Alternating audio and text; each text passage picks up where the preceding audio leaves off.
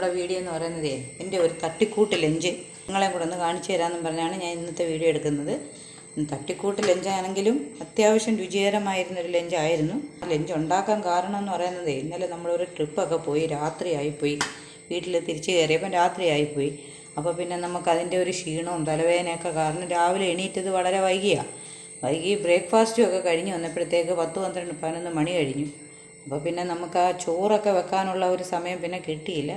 പിന്നെ എന്തായാലും ഒരു ചേഞ്ച് ആയിക്കോട്ടെ എന്നും പറഞ്ഞ് ഫ്രിഡ്ജിനകത്ത് നമ്മൾ തുറന്ന് പരിശോധിച്ചപ്പം 2-3 ഐറ്റങ്ങൾ നമുക്ക് കിട്ടി. 2 ദിവസം മുമ്പ് നമ്മൾ പച്ചക്കറി കടയിൽ നിന്ന് മേടിച്ചൊരു കോളിഫ്ലവറും 2 കോൺ, സ്വീറ്റ് കോൺ ഉണ്ടല്ലോ, അതൊക്കെ നമുക്ക് അതിനകത്തുനിന്ന് കിട്ടി.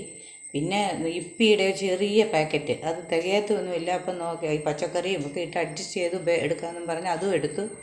അങ്ങനെ കൂടെ ഒക്കെ ഒന്ന് കാണിച്ചു തരാമെന്നും പറഞ്ഞ് ഞാൻ അതിൻ്റെ വീഡിയോ എടുത്തിടുകയാണ് കേട്ടോ. ആ വീഡിയോ നിങ്ങൾക്ക് ഏതാണ്ട് ഞാനൊന്ന് എല്ലാം ഒന്ന് ആദ്യം തൊട്ട് ചെയ്ത് കാണിച്ച്. ആദ്യം നമ്മൾ ചെയ്യാൻ പോകുന്നത് നമ്മൾ പിന്നെ കോൺ പുഴുങ്ങാനിടാൻ പോവുകയാണ്. അത് കോൺ പുഴുങ്ങുന്ന എല്ലാവർക്കും അറിയാമായിരിക്കും, എങ്കിലും ഞാൻ എൻ്റെ രീതികളൊന്ന് കാണിച്ചു തരികയാണ്.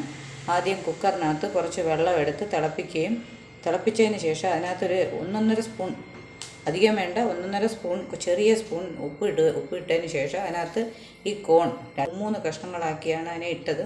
വേവാനും അതാണ് നല്ലത്. കൊച്ചു കഷ്ണമായിട്ട് കിടക്കുമ്പം പെട്ടെന്ന് വേവും. അങ്ങനെ അത് കുക്കറിലിട്ട് അതിൻ്റെ വിസിലിട്ടതിന് ശേഷം 3 വിസിൽ കേൾക്കുന്നവരെ നമ്മൾ വെയിറ്റ് ചെയ്യണം. ആ 3 വിസിൽ കേട്ട് കഴിയുമ്പോൾ നമ്മളതിനെ ഓഫ് ചെയ്തിട്ടിട്ട് അതിൻ്റെ ആവി മൊത്തം പോയി കഴിയുമ്പോൾ തുറന്ന് നോക്കുമ്പോൾ കറക്റ്റ് വെന്തിരിക്കും. അപ്പോൾ അതെടുത്ത് ഒരു ബൗളിലേക്ക് മാറ്റി വെച്ചു. പിന്നെ നമ്മൾ ചെയ്യാൻ പോയത് ഇപ്പി ഉണ്ടാക്കുന്നതിനാണ്. ഇപ്പിയുടെ നൂഡിൽസ് ഉണ്ടാക്കുന്നതാണ്.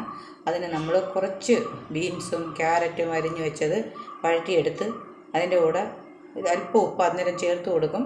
അത് വഴറ്റി മാറ്റി വെച്ചു. പിന്നെ നൂഡിൽസ് ഞാൻ ഉണ്ടാക്കുന്ന രീതി വെള്ളത്തിൽ തിളപ്പിച്ച് അത് ഊറ്റിയതിന് ശേഷം അതിനകത്ത് കുറച്ച് പച്ചവെള്ളം കൂടെ ചേർത്ത് ഊറ്റിയെടുത്ത് മാറ്റി വെക്കും. പിന്നെ പാനിനകത്ത് നമ്മൾ ഈ പച്ചക്കറിയുടെ കൂടെ ഈ ഊറ്റി വെച്ച നൂഡിൽസ് എടുത്തിട്ട് മസാലയും കൂടി ഇട്ട് ഇളക്കി ചേർത്ത് കഴിയുമ്പം നൂഡിൽസ് റെഡി. അതും അവിടെ മാറ്റി വെച്ചു. പിന്നെ എന്ന് പറയുന്നത് കോളിഫ്ലവർ ഫ്രൈ ആയിരുന്നു.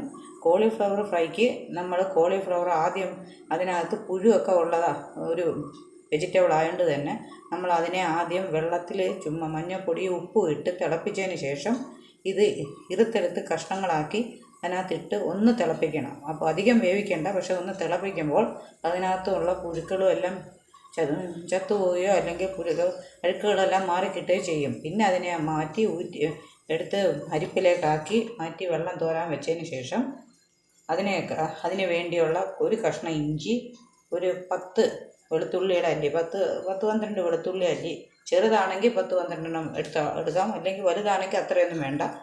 നമ്മൾ അത് രണ്ടും കൂടെ ചേർത്ത് മിക്സിയിലൊന്ന് ചതച്ചെടുത്ത് ഇതിനകത്ത് ഇട്ട് അതിൻ്റെ കൂടെ ഒരു ബൗൾ കടലമാവ് എടുത്ത് നമ്മൾ ചേർത്ത് നമുക്ക് ആവശ്യമുള്ളത് ചേർത്താൽ മതി.